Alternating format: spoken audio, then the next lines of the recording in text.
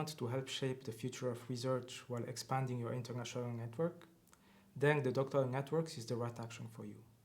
Hi, I'm Marco Cavallaro, one of the Swiss national contact points for the Marie Skłodowska-Curie actions, in short, MSCA. In this video, I will explain the basics of the MSCA Doctoral Networks and how Swiss organizations can participate in the call 2025. I will tell you what this funding scheme is all about, what you should consider when preparing a proposal, and how the funding works. Before I go into details, a few words about the Euresearch Network and our services. Euresearch is a non-profit organization mandated by the Swiss State Secretariat for Education, Research and Innovation to support applicants in Switzerland in their participation in European projects. As national contact points, we are specialized in specific parts of Horizon Europe, while the advisors in the regions have the overview of all funding opportunities and also in-depth experience in the implementation of EU projects at the institutional level. You can find all national contact points and regional advisors on our Teams page. 2025 is an important year for Swiss-based applicants in Horizon Europe. With the activation of the transitional arrangement between Switzerland and the EU, organizations based in Switzerland can apply again as beneficiaries and even coordinate projects included in the doctoral networks.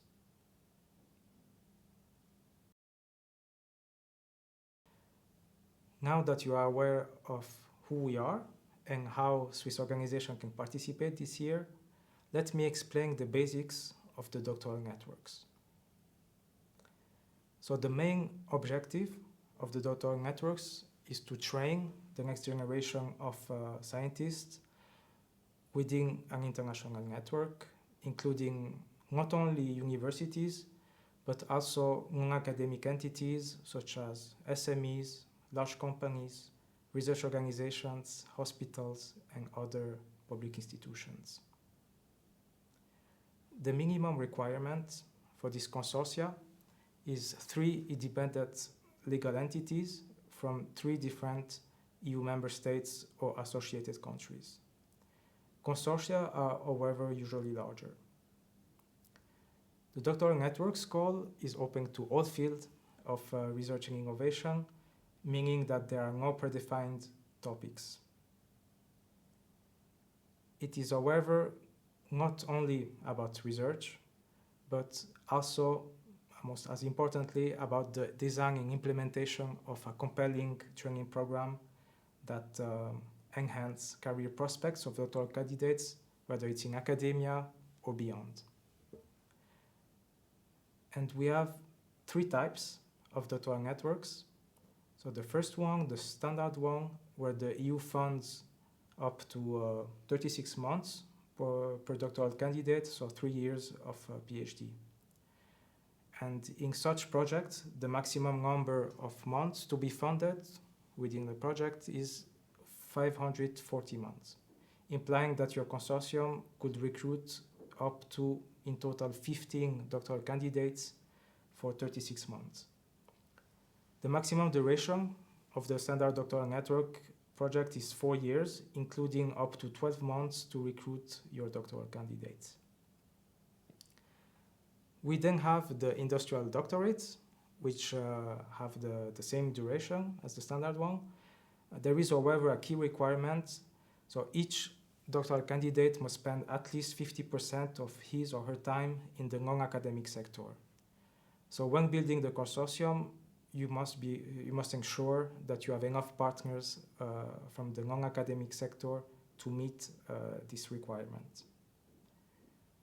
Last but not least, the joint doctorates.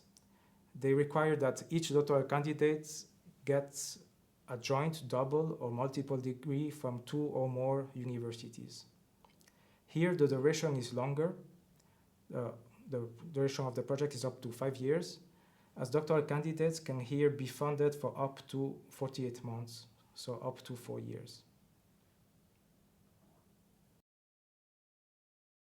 I think you understood. The main protagonists of these networks are the doctoral candidates. Funding is actually based on the recruitment, which will take place during the first month of the project. Since the MSCA supports the mobility of researchers, doctoral candidates will have to comply with the mobility rule, meaning that they should not have resided more than 12 months in the country of the recruiting institution in the 3 years before the start date of their recruitment. So to put it simply, you cannot recruit a doctoral candidate who has done his or her master in the same institution, and it is also not possible for Swiss organization to recruit someone who lived in Switzerland for more than 12 months in the last 3 years. A core part of a doctoral network lies in the training received by the doctoral candidates. Each doctoral candidate will have their own research project together with their respective supervisors and co-supervisors. And within the frame of these research projects, doctoral candidates can go on secondments, which are basically research stays for a couple of months in another organization to learn, for example, new skills and techniques and engage in research collaboration. So at the proposal stage, the consortium will have to design a training program at the network level for the whole cohort of doctoral candidates in the project. And this training program typically consists of training sessions enhancing scientific, technical, or transferable skills. What they offer should complement what is offered locally at the participating organizations. So the second protagonists of the doctoral networks are the organizations that design and deliver the doctoral and training program. We can distinguish two types of roles. So first, the beneficiaries from EU member states and associated countries, which are the one actually recruiting the doctoral candidates and receiving EU funding. We then have the so-called associated partners, who contribute to the network in different ways, but without the rights to directly charge costs or claim contributions. Typical activities for associated partners are hosting doctoral candidates for a couple of months, for secondments, delivering specific training sessions, and supporting the outreach of research activities, for example. Associated partners can include also organizations that are based in third countries that may also recruit doctoral candidates, but with other funds. Funding for doctoral networks is based on unique contributions that you can find in an MSCA work program 2023-2025. There is then no need for you to predefine a budget. So actually, when you submit the proposal, the total budget will be calculated automatically based on the number of researchers' months that you will enter in the submission portal.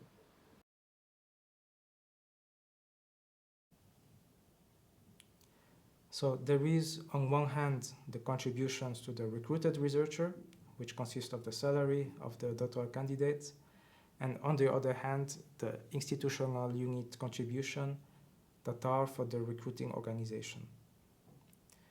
So here is the breakdown per month. So for the contribution for the recruited researcher, we have 4,010 euro as living allowance, which will be then multiplied by the country correction coefficient. And for Switzerland, the country correction coefficient amounts to 163.8%. On top of this, there is 710 euro of mobility allowance, meant to cover mobility-related expenses of the researcher. And we have also the family allowance of 660 euro if the recruited doctoral candidate is married or has a relationship with an equivalent status or has a child. The doctoral candidate can become eligible for the family allowance also during the project. So these three allowances will result in the gross salary of the recruited doctoral candidate. Now, each organization with the role of a beneficiary will receive 1,600 euro per month for research, training, and networking activities that benefit directly to the doctoral candidate. Then we have also 1,200 euro for the management and overheads. It is also common in doctoral networks that the coordinator retains part of these institutional allowances for expenses at the project level, such as the organization of network events or costs related to the management of the project. And when building the consortium, please be aware of the 40% rule. So this is that no participating country should have more than 40% of the entire budget.